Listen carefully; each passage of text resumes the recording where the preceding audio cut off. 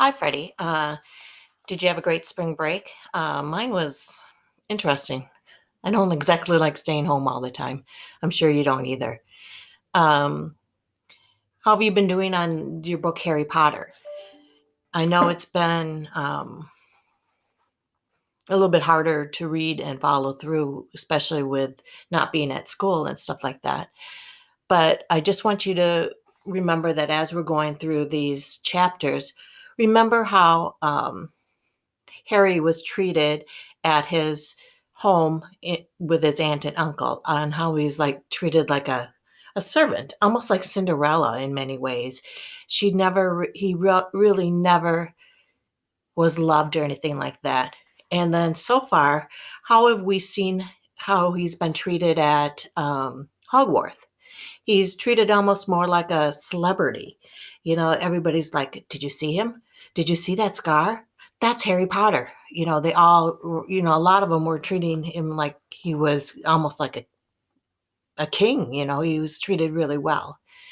Um, and also, as you follow along with me, jot down any little things that might catch your interest or might even cause you to wonder, why was that? Why did they do that? Or if you can come up with anything that um, even makes you wonder, okay? Even if something you don't understand, just write "I don't understand" or something like that, and put it into the book.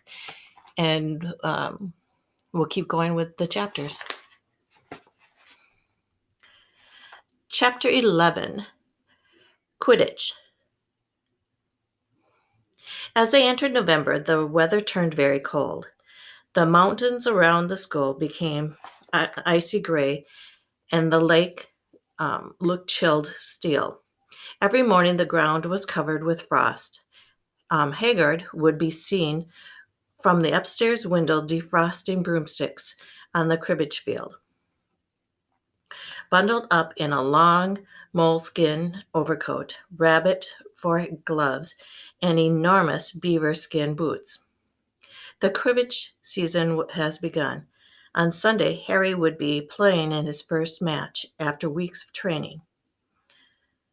Gryffindor versus Slytherin. If Gryffindor won, they would move up into second place in the house championship. Hardly anyone had seen Harry play because Wood had decided that as their secret weapon, Harry would be kept very secret.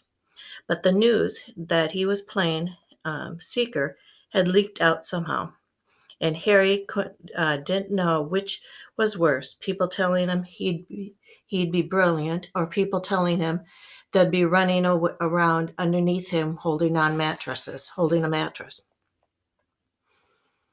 That's kind of funny, hey? Can you imagine them holding mattresses? It was really lucky that Harry now had Hermione as a friend. He didn't know how he'd gotten through his homework without her, which, with all the last minute Quidditch practice Wood was making them do, she had also lent him Quidditch Through the Ages, which turned out to be a very interesting read. Harry learned that there was 700 years of competition, committing 700 ways of committing Quidditch foul, and that all of them had happened during the World Cup match in 1473. That seekers were usually the smallest and the fastest players, and that most serious Quidditch accidents seemed to happen to them. That although people rarely died playing Quidditch, referees had been known to vanish and end up months later in the Sahara Desert. Hermione had become a bit more relaxed about breaking rules since Harry and Ron had saved her from the mountain troll, and she was much nicer for it.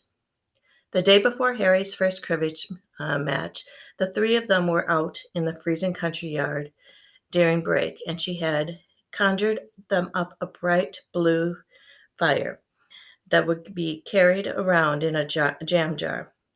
They were standing with their backs to it, getting warm when Snipe crossed the yard. Harry noticed at once that Snipe was limping. Harry, Ron, and Hermione moved closer together to block the fire from the view. They were sure it wouldn't be allowed. Unfortunately, something about their guilty look faces caught Snape's eye. He limped over.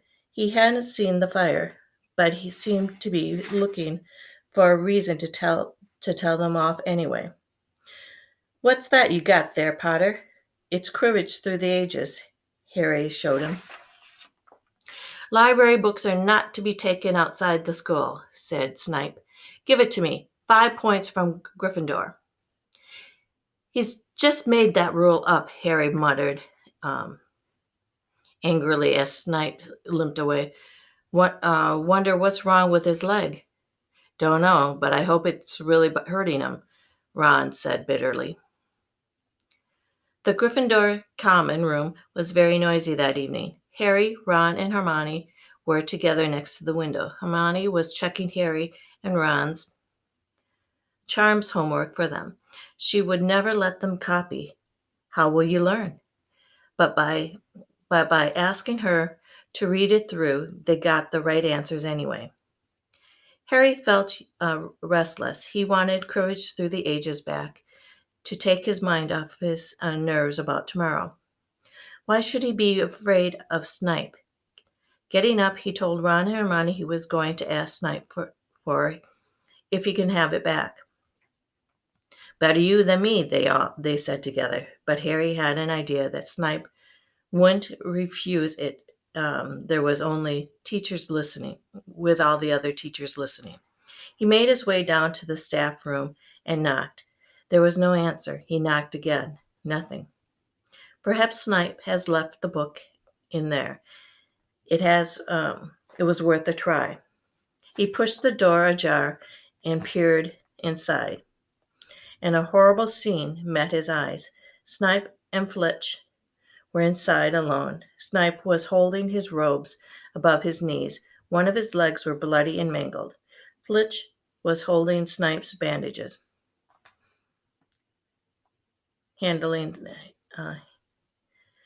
Blasted thing, Snipe was saying.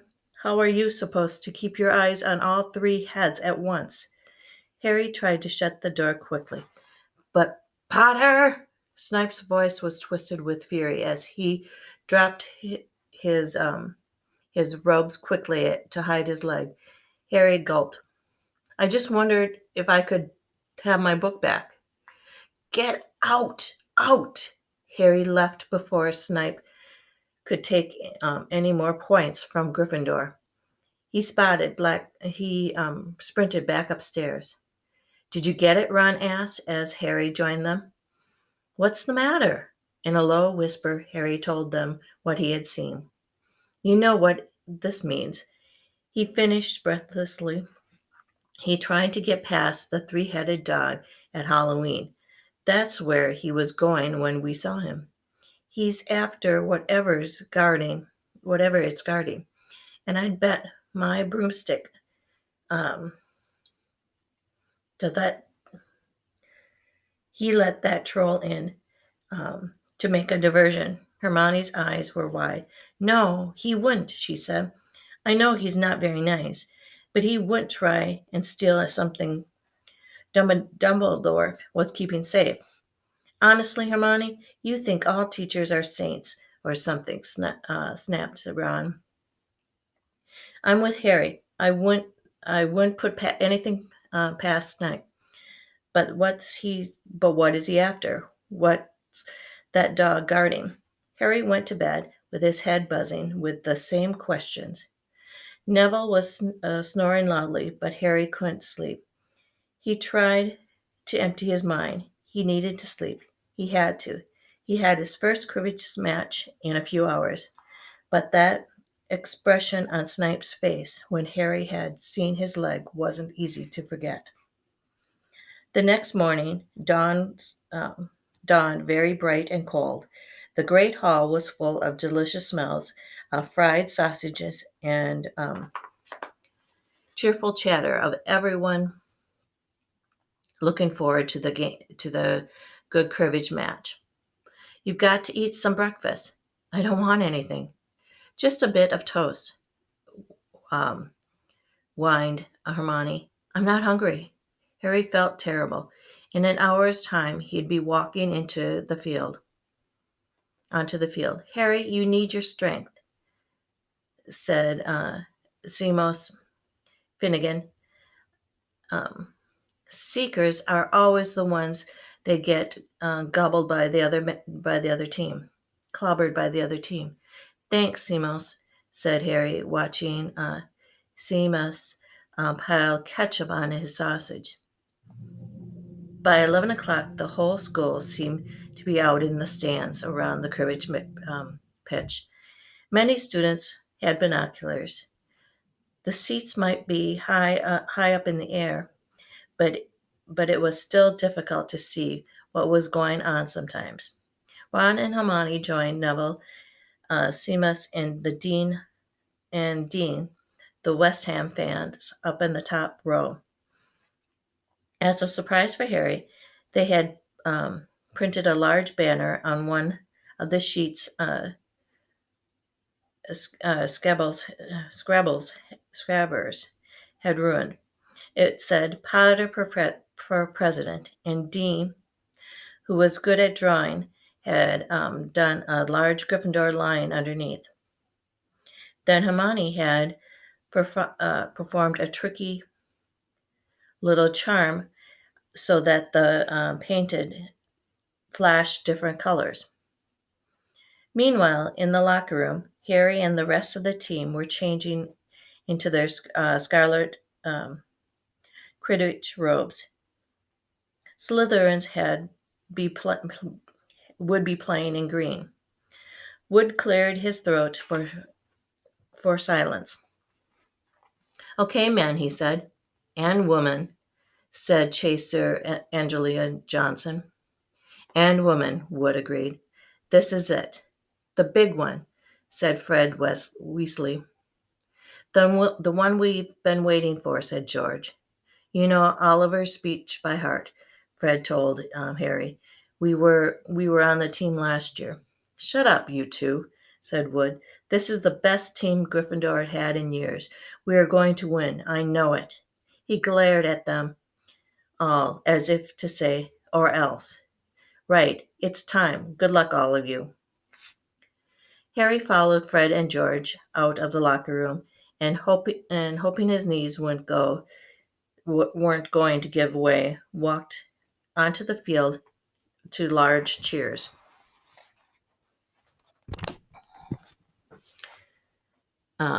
Madam Hooch was refereeing. She stood in the middle of the field watching for the two teams on her broom in hand.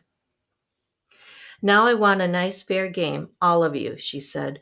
Once they were all gathered around her, Harry noticed that she seemed to be speaking particularly to the Slytherin captain, Marcus Flint, a sixth year. Harry thought Flint looked as if he was some troll. He had some troll blood in him. Out of the corner of his eyes, he saw a flittering banner high above, flashing Potter for president over the crowd. His heart skipped. He felt braver. Mount your brooms, please. Harry climbed onto his Nimbus 2000. Madam Hooch gave a loud blast on her silver whistle. 15 brooms rose up, high, high, into the air. They were off, and the Gruffle is taken immediately by Angelia Johnson of Gryffindor.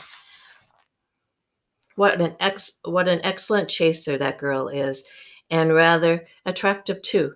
Jordan. Sorry, Professor. The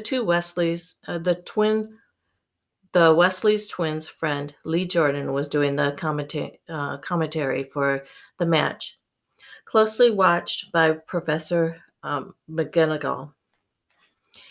And she really belting along up there. A neat pass to Elisa Spinett, a good find of Oliver Woods. Last year only received back to Johnson, and no, the Slytherins have taken the quiffle. Slytherin Captain Marcus Flint gains the quiffle, and off he goes. Flint's flying like an eagle up there. He's going to. No, stop! By an excellent move by the Gryffindor's keeper Wood, and the Gryffindors take the quiffle. That's Chaser Kate Bell of Gryffindor there. Nice dive around Flint, off up the field, and ouch! That must have hurt. Hit in the back of the head by a blunder. Quiffle taken by the Slytherins. That's Adrian Percy speeding off towards the goal post, but he's blocked by a second blunder sent his way by Fred and George Weasley. Can't tell which. Nice play by the Gryffindors beaters anyway, and Johnson's back in possession of the quiffle. A clear field ahead, and off she goes. She's really flying, dodging a speeding blunder. The goalposts are ahead. Come on now, Angelina. Keeper blunders, dives, misses. Gryffindor scores. Gryffindor's cheers filled the air, and with howls and moans from the Slytherins. Budge up there. Move along. Hagrid, Ron and Hillary squeezed together to give Hagrid enough space to join them. Been watching from my hut, said Hagrid, patting a large pair of binoculars around his neck, but it isn't the same as being in the crowd. No sign of Snitch yet, hey? Nope, said Ron. Harry hasn't had much to do yet. Kept out of trouble, though. That's something, said Hagrid, raising his binoculars and peering skyward at the speck that was Harry. Way up there, above there, Harry was gliding over the game, squinting about for some sign of the snitch. This was part of his and Wood's game plan. Keep out of the way until you caught sight of the snitch, Wood had said. We don't want you to be attacked before you have to be. When Angelina had scored, Harry had done a couple of loop-de-loops to let off his feelings. How was he back? Now he was back staring around for the snitch. Once he caught sight of a flash of gold, but it was just a reflection from one of the Weasleys' wristwatches. And once a blunder decided to come pelting his way, more like a cannonball than anything, but Harry dodged it, and Fred Weasley came chasing after it. Are you all right, Harry? He had time to yell as he best the bludger forcefully towards Marcus Flint. Slytherin in possession, Lee Jordan was saying. Chaser Percy ducks, 2 blunders, 2 Wesleys, and Chaser Bell, and speeds towards the. Wait, one moment. Was that the snitch? A murmur ran through the crowd as Adrian Percy dropped the quiffle, too busy looking over his shoulder for at the flash of gold that had passed his left ear. Harry saw it. It was a great rush of excitement. He dove downward after the streak of gold. Slytherin seeker Terence Higgs had seen it too. Neck and neck, they hurried towards the snitch. All of the chasers seemed to be having forgotten what they were supposed to be doing as they hung in mid-air to watch. Harry was faster than Higgs, and he could see the little round ball wings fluttering daringly ahead. He had put on extra spur of speed. Whoosh! A roar of rage echoed from the Gryffindors below. Marcus Flint had blocked Harry on purpose, and Harry's broom spun off course, Harry hanging on for dear life. "Foul!" screamed the Gryffindors. Madam Hooch spoke angrily to Flint, and then ordered a free shot at the goal post for Gryffindor. But it was all a confusion, of course. But it was all the confusion, of course. The golden snitch had disappeared from sight again. Down in the stands, Dean Thomas was yelling, "Send him off! Ref, red card!" That was "What are you talking about, Dean?" said Ron. "Red card," said Dean furiously. "In soccer, you get shown the red card and you're out of the game." "But this isn't soccer, Dean," Ron reminded him. Haggard, however, was on Dean's side. "They ought to change the rules. Flint could have knocked Harry out of the air." Lee Jordan was finding it difficult not to take sides. So after the obvious and disgusting bit of chasing, "Jordan," growled Professor McGonagall. "I mean, after the open and revolting foul. Jordan, I'm warning you." All right, Flint nearly kills the Gryffindor Seekers, which could happen to anyone, I'm sure, so a penalty to Gryffindor." Taken by Sprinett, who puts it away, no trouble, and we continued to play, Gryffindor still in possession. It was as Harry dodged another blunder, which went spinning dangerously past his head, that it happened. His broom gave a sudden frightening lurch. For a split second, he thought he was going to fall. He gripped his broom tightly with both his hands and knees. He'd never felt anything like that. It happened again. It was as though the broom was trying to buck him off. But Nimbus 2000 did not suddenly decide to buck the riders off. Harry tried to turn her back towards the Gryffindor's goalpost. He had half a mind to ask Wood to call time out, and then he realized that his broom was completely out of his control. He couldn't turn it. He couldn't direct it at all. It was zigzagging through the air, and every now and then making violent swishes movements that almost unseated him. Lee was still commentating. Slytherin in possession. Flint with the Gruffle. Passes Spinner. Passes Bell. He had hit hard in the face by Blunger. Hope it broke his nose. Only joking, Professor. Slytherin scores. Oh no, the Slytherins were cheering. No one seemed to have noticed that Harry's broom was behaving strangely. It was carrying him slowly higher away from the game, jerking and twitching as it went. "Don't know what Harry's thinking he's doing," Haggard mumbled. He stared through his binoculars. "If I don't know better, I'd say he'd lost control of his broom. But he couldn't have." Suddenly, people were pointing up at Harry all over the stands. His broom had started to roll over and over with him only just managing to hang on. Then the whole crowd gasped. Harry's broom had given a wild jerk, and Harry swung off it. He was now dangling from it, holding on with only one hand. Did something happen to it when Flint blocked him? Seamus whispered. "Couldn't have," Haggard said, his voice shaking. "Couldn't nothing interfere with the broomsticks except powerful dark magic. No kid could do that to the Nimbus 2000.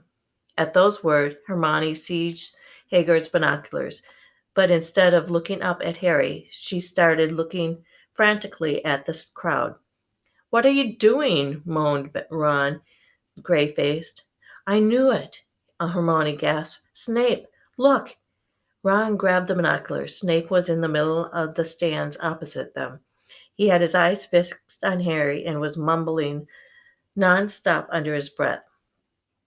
"He's doing something, jinxing the broom," said Hermione. "What should we do?" "Leave it to me." Before Ron could say another word, Hermione had disappeared. Ron turned the binoculars back on Harry. His brooms were his broom was vibrating so hard it was almost impossible for him to hang on much longer. The whole crowd was on its feet, watching terrified as the Wesleys flew up and tried and pull Harry safely onto one of their brooms, but it was no good. Every time they got near him, the broom would jump higher still. They dropped lower and circled him beneath him, obviously hoping to catch him if he fell. Marcus Flint seized the quibble and scored 5 times without anyone noticing. "Come on, Hermione," Ron muttered desperately. Hermione had felt her way across the stands where Snape stood and was now racing along the row behind him. She didn't even stop to say sorry as she knocked Professor Quill head first into the row in front. Reaching Snape, she crouched down, pulled out her wand, and whispered a few well-chosen words. Bright blue flames shot from her wand onto the hem of Snape's robe. It took perhaps 30 seconds for Snape to realize he was on fire. A sudden yelp told her that she had done her job. Scoping the first fire off, scoping the fire off him into a little jar in her pocket, she scrambled back along the row. Snape would never know what had happened. It was enough. Up in the air, Harry had suddenly able to clamber back onto his broom. "Neville, you can look," Ron said. Neville was sobbing into Hagrid's jacket for the last 5 minutes. Harry was speeding towards the ground when the crowd saw him clap his hands to his mouth as though he was about to be sick. He hit the field on all fours, coughing, and something gold fell from his hand into his hand. "I've got the snitch," he shouted, waving it above his head, and the game ended in complete confusion. He didn't catch it. He nearly swallowed it. Flint was still howling 20 minutes later, but it made no difference. Harry hadn't broken any rules, and Lee Jordan was still happily shouting the results. Gryffindor had won by 170 points to 60. Harry heard none of this, though. He was being made being made a cup of strong tea back at Hagrid's hut, and with Ron and Hermione. "It was Snape," Ron was explaining. "Hermione and I saw him. He was cursing your broomstick, muttering he wouldn't take his eyes off you." "Rubbish," said Hagrid, who hadn't heard a word of what was going on next to him in the stands. "Why would Snape do anything like that?" Harry, Ron, and Hermione looked at one another, wondering what to tell him. Harry decided on the truth. "I found out something about him," he told Hagrid. He tried to get past the 3-headed dog on Halloween. It bit him. We think he's trying to steal whatever it's guarding." Hagrid dropped the teapot. "How did you know about Fluffy?" he said. "Fluffy? Yeah, he's mine. Bought it off of the Greek chappie I met in the pub last year. I lent him to Dumbledore to guard the—" "Yes," Harry said eagerly. "Now don't ask me any more." And Hagrid gruffled. "That's top secret, isn't it?" "That is." "But Snape's trying to steal it." "Rubbish," said Hagrid again. "Snape's a Hogwarts teacher. He'd do nothing of the sort." "So why did he just try to kill Harry?" cried Hermione. That afternoon's events certainly seemed to have changed her mind about Snape. I know I jinxed I knew I know a jinx when I see one, Haggard. I've read all about them. You've got an eye you've got to keep eye contact, and Snape wasn't blinking at all. I saw him. I'm telling you, you're wrong about said Haggard hotly. I don't know why Harry's broom acted like that, but Snape wouldn't try to kill a student. Now listen to me, all three of you. You're meddling in things you don't concern you. It's dangerous. You forget that dog, and you forget what it's guarding. That's between Professor Dumbledore and Nicholas Flannel. Huh? Said Harry. There's someone named Nicholas Flannel involved in this. Haggard looked furious with himself.